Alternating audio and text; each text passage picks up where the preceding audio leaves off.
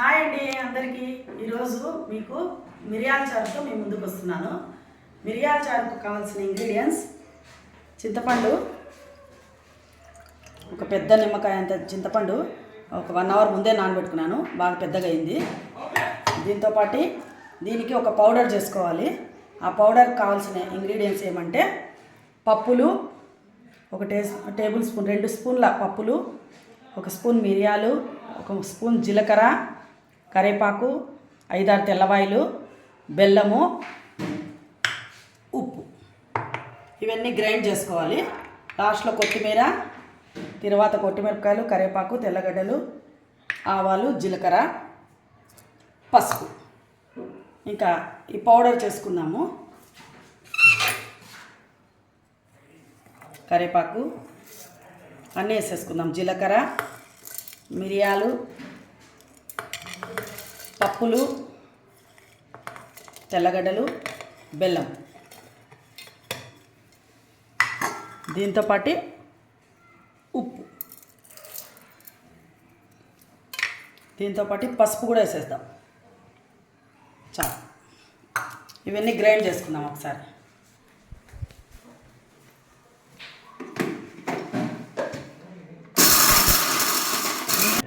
Grind చేసుకున్నాను, మెత్తగా paste అయింది. కరివేపాకు తడిది వేసినాను కాబట్టి కొద్దిగా ముద్దగా అయింది. మనం ఇప్పుడు కలుపుకున్నప్పుడు సరిపోతుంది. చింతపండును ఫస్ట్ బాగా పిసుక్కుందాం.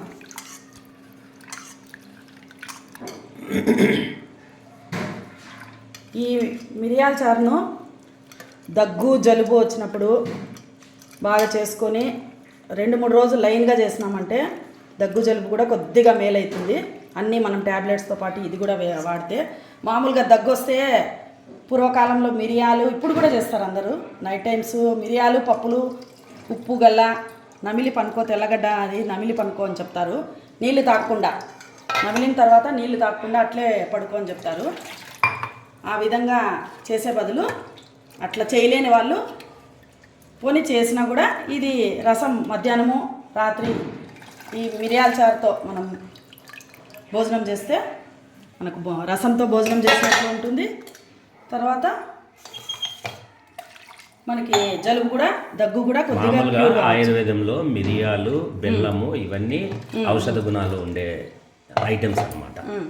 కాబట్టి ఇట్లా మిరియాల చారు ఈ విధంగా చేసుకుంటే నీకు జ్వరాలు వచ్చినప్పుడు అట్లా మనం అన్నం తినదు కాబట్టి చేదుగా ఉంటుంది. కాబట్టి మిరియాల చారు నీకు కొద్దిగా ఘాటుగా ఉంటుంది కాబట్టి ఆరోగ్యానికి మంచిదే అని చెప్పని ఈ మిరియాల చారు చేసుకొని తింటూ ఉంటారు.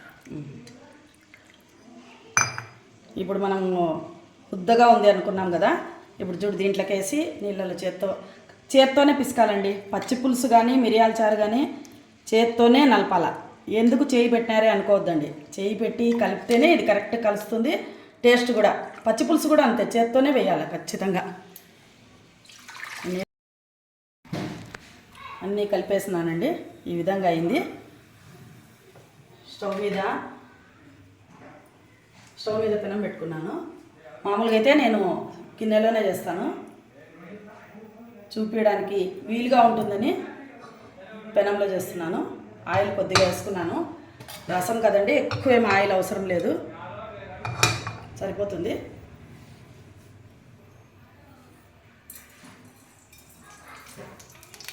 ఆవాలు, జీలకర్ర కొద్దిగా ఎక్కువ వేయండి. జీలకర్ర,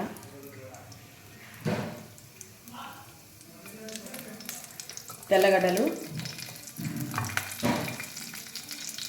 కొట్టిమిరపకాయలు, కరివేపాకు.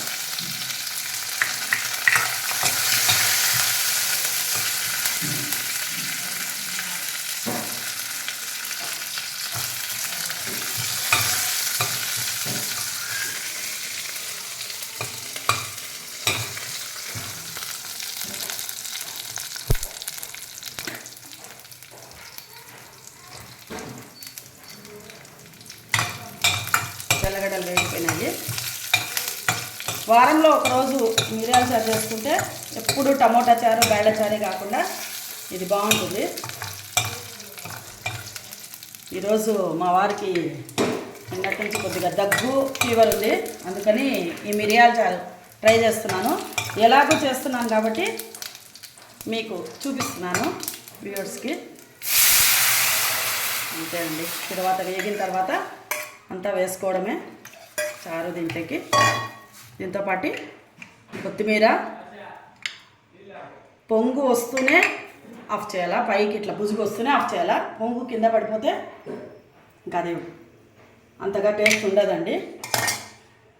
బాగా ఉడకాలి.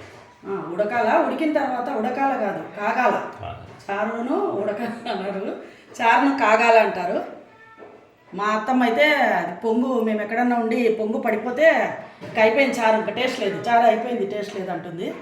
పూర్వకాలంలో అట్లా ఉండేవారు, ఇప్పుడు అవన్నీ ఏం పట్టించుకోవడం లేదు. పొంగు వచ్చే వరకు వెయిట్ చేద్దాం.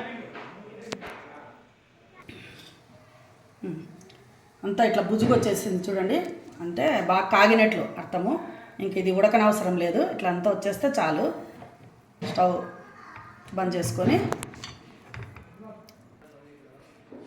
రెడీ అయింది చూడండి.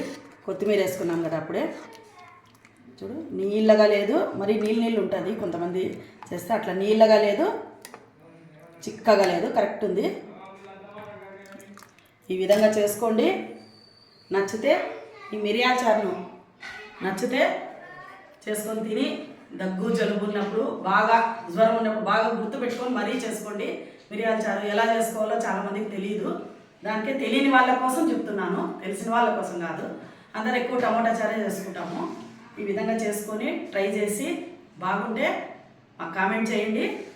మా రాధికా లాగ్స్ని లైక్ చేయండి, షేర్ చేయండి, సబ్స్క్రైబ్ చేయండి. బాయ్ ఫ్రెండ్స్, లైక్లు మర్చిపోవద్దండి.